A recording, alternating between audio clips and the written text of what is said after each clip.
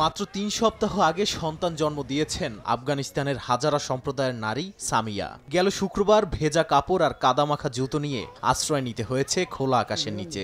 নবজাতককে বুকে জড়িয়ে রোদ বৃষ্টিতে মানবেতর জীবনযাপন করছেন সামিয়ার মতো কয়েকশো মানুষ। ৯ মাসের অন্তঃসত্ত্বা সাহেরা বানুর চোখ ভিজে উঠল কষ্টের কথা বলতে গিয়ে।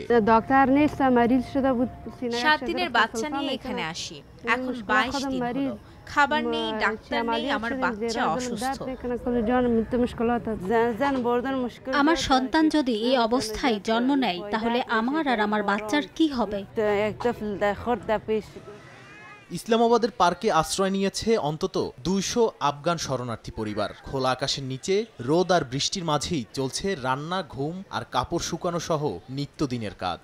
কেউ কেউ সামান্য টাকা জোগাড় করে কিনছেন আলু বা লাউ, যা ভাগাভাগি করে খাচ্ছেন সবাই। নারীরা ব্যবহার করছে মসজিদের টয়লেট।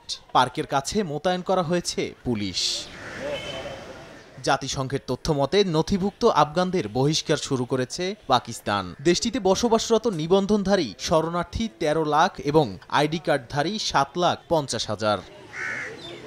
১৯৭৯ সালের সোভিয়েত আগ্রাসনের পর থেকেই লাখো আফগানকে আশ্রয় দিয়ে আসছে পাকিস্তান। তবে সাম্প্রতিক বছরগুলোতে অপরাধ ও জঙ্গিবাদের অভিযোগে বহিষ্কার বাড়িয়েছে ইসলামাবাদ।